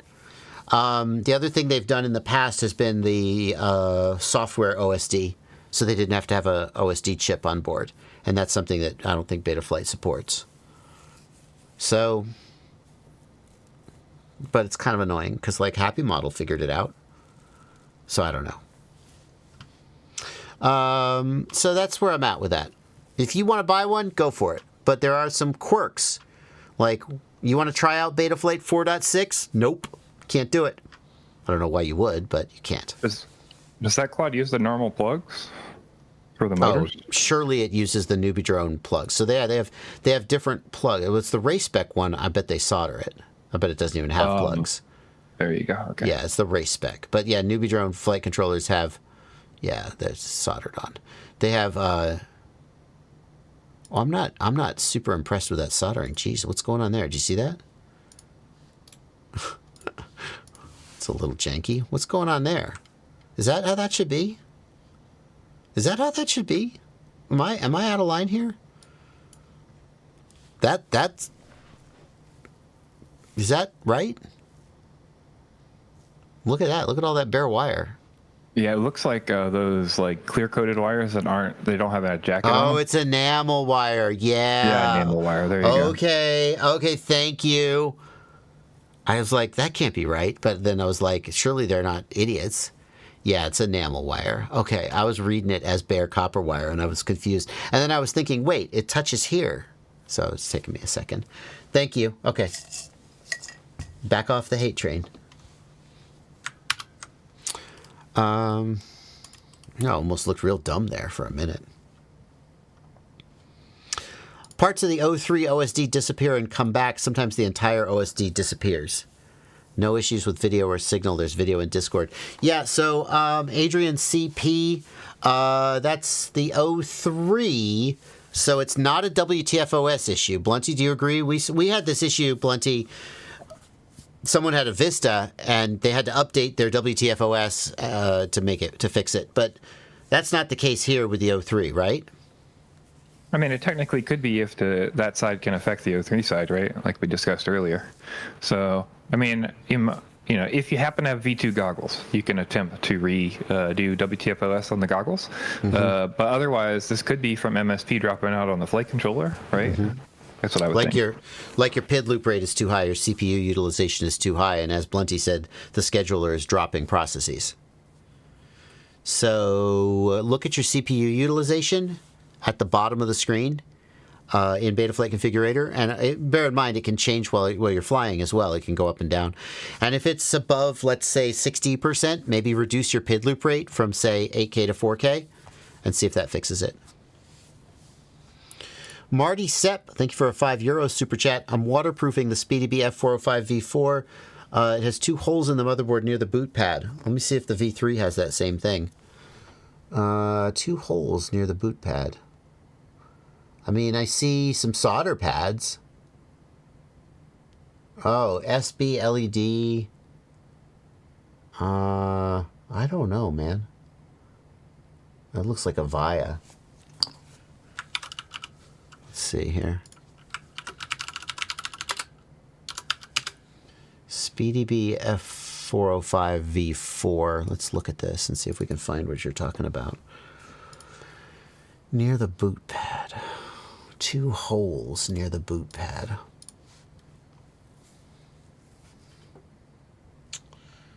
I don't know, man. Is that this hole here? Is that what you're talking about? I don't know what that is. That just looks like a hole in the circuit board. Go ahead, Blunty. You think you might have to try to find one that's on a render.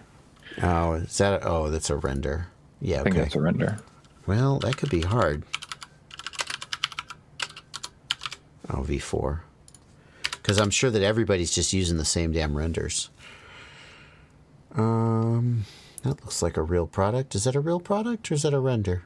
That looks like a render. SpeedyBee F405 V4. Let's look at Painless 360. Going to give us something to work with. Still putting title cards on your videos, Painless. Jeez, man. These guys have done this for years. This guy does not give a shit about the YouTube algorithm, that's for sure. Welcome to the video. Today we're going to be looking... Hello and welcome to the video. Oh, there we go. Hot damn. I don't know if I see any holes, though. And we'll go through what that... Needs to get one of these Sony cameras so we can really... Oh, there it was. He changed it so the direction of the light was shining on it changed for just briefly. Come on. Come on. Come on. Oh my gosh. Come on.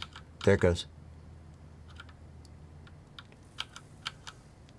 I'm going to give up because I don't know what you're talking about. I can see the hole there. Where's the hole, man? There's metal on the left and right of it, right above that cap on the left of the 100. I can definitely see it. The left of the 100. This capacitor here? Yeah, up just above that. I feel like I can see the hole here. right there. No, down. In the shadow of the here. chip. There you go. Yeah, that's just a hole. That's just like a via or something, right? That's just a hole in the PCB. There's nothing related to... That's not like the barometer where you got to keep the conformal out of it, right? That's how I read that. There's another one. Yeah, that just looks like a hole in the PCB. I don't know for sure. I don't think that has anything to do with your conformal, though. So I would say you're good to go. All right, that's the best answer I can give in the time that I'm willing to allot to the question. But you make your own decisions.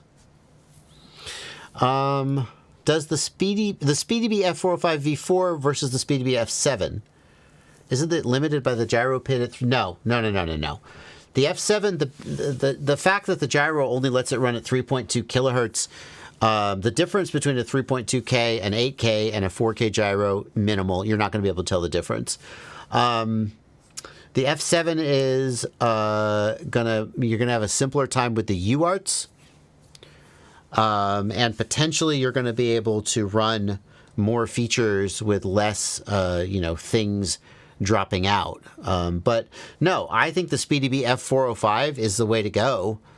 And even the way that they've handled the UARTs is pretty seamless. So I don't think I would worry too much about it.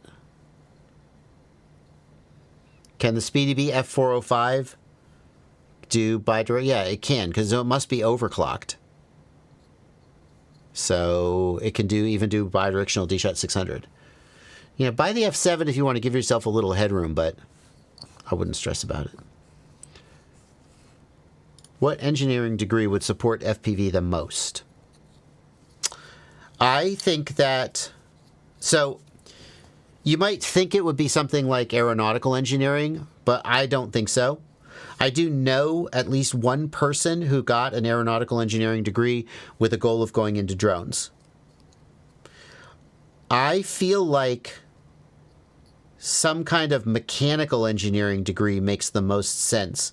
And I don't know exactly like what a mechanical engineer does, but the ability to design parts and perform like finite element analysis on parts and stress test, that feels like a very valuable skill set. The ability, because it feels like aeronautical engineering really has a lot to do with like airplanes and airfoils, and not necessarily as related to building multirotors specifically. Maybe aeronautical engineering more useful for designing fixed-wing drones. Enoch says, I work in the industry. Most of the engineers are mechanical, not aeronautical.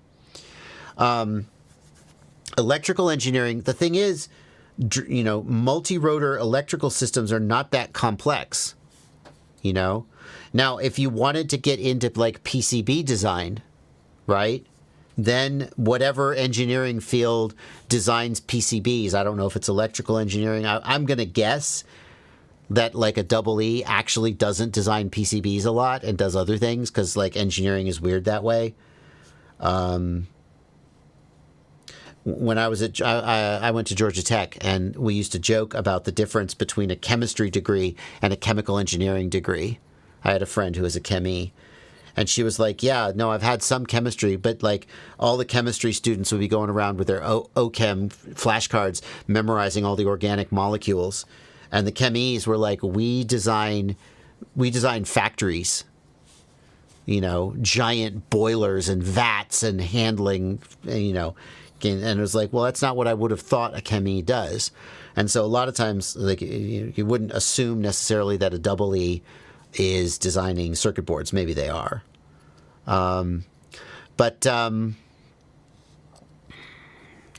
Yeah. I think mechanical engineering is the way I would tell you to go. The other thing that it seems to me, well, I won't say that. I guess I'll say it. I'm not sure I'm right about this. It seems to me like if you want to learn how to program, you don't necessarily like need or want a degree for that. But if you want to learn to do finite element analysis and do mechanical engineering, it feels like that's the kind of knowledge that is much harder to sort of just pick up. You know? I don't know.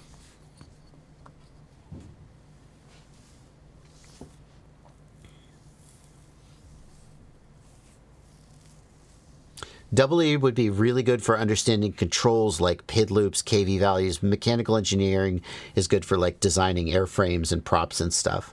Matrix says, I studied electrical engineering and all the stuff I didn't understand in my courses suddenly made sense when I started using drones. Go with Double E. Fair enough.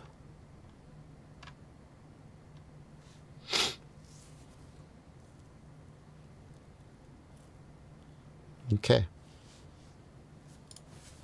Colt Singh says, which is a better way to go above 99 miles an hour on a 6S 5-inch quad? High kV motor with standard prop or big motor like 1900 kV F90 and high pitch prop like Chris Rosser did? Colt Singh, it's not that hard to break 100 miles an hour. I think a high kV motor and a standard prop is going to get you there. But if you really want to be sure, a 1900 kV F90 on 6S, that'll get you there for sure. Can you tell us about the t-shirt you were wearing in the wing video you dropped today? Thank you for a $10 super chat, capital C. That t-shirt was sent to me by someone who watches my videos. And that's all I really want to say about that right now. I don't want to dive into that topic. Suffice it to say, I wouldn't be wearing that shirt if I didn't believe in what it stands for. But yeah. It was sent to me by a viewer, and I appreciate it a lot. Brand new Air 65. It can't get motor 1 to spin much. Others are slow to respond, but work on arming. Thank you for a $5 super chat, SM. If it's a brand new bind and fly and the damn motor doesn't spin, stop. Do not give me any more money. Do not spend one more minute trying to solve it. Take it to Beta FPV or the store you bought it from or both and politely and respectfully say, I bought a product from you and it does not work. And how are you going to make this right for me? Politely, respectfully, right? Don't be a jerk about it. But the bottom line is you bought a product, you took it out of the box, you plugged it in, and it doesn't do the most basic thing that it needs to do. And then people are like, well, gosh, I guess I got to fix it. Should I replace the motor? Am I doing something wrong? No, the motor should spin. And they need to be held accountable. Fair enough? Okay. And it bugs me. I'm not mad at you. I'm mad at the culture, the DIY culture that lets manufacturers get away with selling broken products and then not being held accountable because a person like you who has the DIY mindset, they get a broken product and their first thought is, how can I fix this? And that is a fantastic mindset. The world needs more of that mindset. But it also, you have to recognize when it's not your problem to fix, it's the manufacturers. And if you've always fixed their problems for them, then they never get held to account and you waste your time and money and effort. And frankly, there's a possibility that you'll be like, hey, this drone is broken. What are you going to do about it? And you'll hit a dead end and you'll be screwed and you'll have wasted your money and then you're going to end up fixing it anyway. Okay, if that happens, so be it. But at least try. The damn motors should spin out of the box when you arm. That's not a radical frickin' claim. Carlos Rubio, thank you for a €5 super chat. I need a 5-inch motor that can pull more weight than a normal 5-inch motor. You're going to want a larger motor. So basically, the motor is going to be working harder. It's going to get hotter. You need a bigger motor to dissipate that heat, like a 25 millimeter motor with a larger surface area is going to dissipate that heat better. What's the iFlight 25 millimeter? 25 millimeter motor. It's the iFlight 2506. Look at something like the iFlight Zing 2506, which is going to do a better job at dissipating that heat. I fly tiny whoops and use Beta FPV VO3 goggles in the Light Radio 2 SE, and I'm looking for an upgrade. Radiomaster Pocket? It's going to give you a much better Radiomaster Pocket. It's going to give you much better range. As far as the goggles go, Skyzone Sky O3 Pro is like not cheap, but is a decent goggle, and it's going to give you better range, I think, than the VO3 goggles.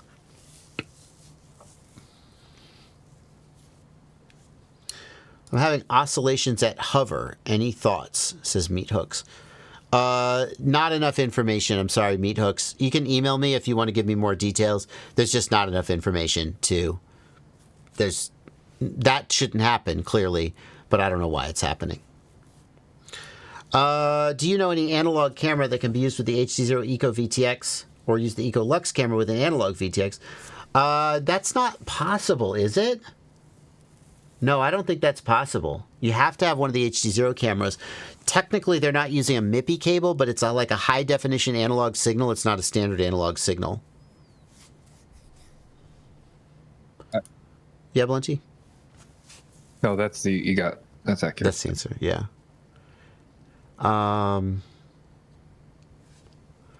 Should I get a 4-inch long-range quad or save for a 7-inch? Smule, that's a personal question. The 4 inches being so small and lightweight definitely they're easier to transport, and then there's not that kind of like, oh my god, is this thing going to eat my face every time you plug it in? Like with a 7-inch, you're in that realm where the props and motors are powerful enough that you're just a little bit nervous, whereas with the 4-inch, like you kind of like not as terrified of it a little bit. But the 4-inch is going to, even though you can get long flight time on a 4-inch, it's going to have a lot harder time fighting the wind. And so as a true long-range quad, the 7-inch is going to do a better job. All right, that is going to bring us to the end of the stream, except for this super chat that just came in from Comic Sniper. Mobula 6 HDZero race whoop intermittently not arming, even when I see LQ signal in the OSD. You need to have the warning OSD element in your OSD. You should always have that. And then when you try to arm, the warning OSD element will pop up an error message that will tell you why it's not arming. Okay? You have to do that.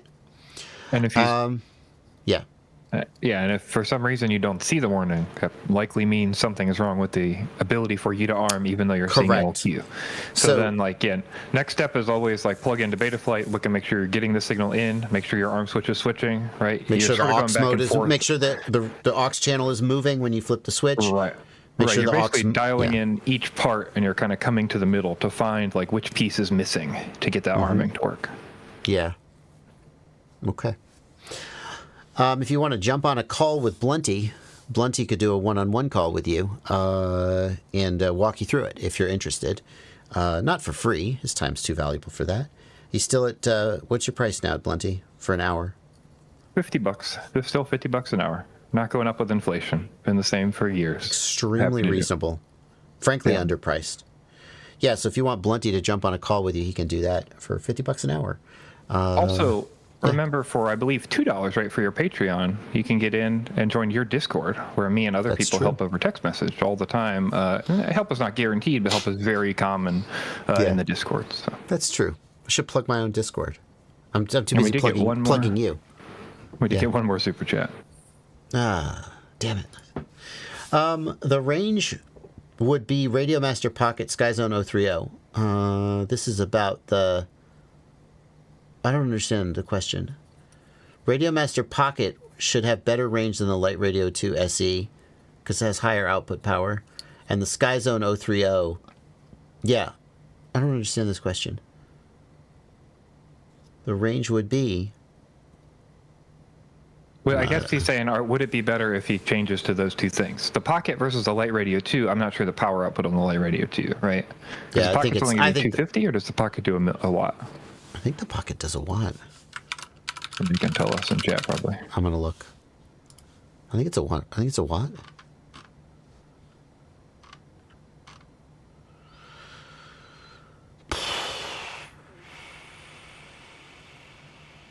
It's 1 watt, definitely. Is it 1 watt? Yeah. It doesn't say. How can it not say? It doesn't say. Shut up.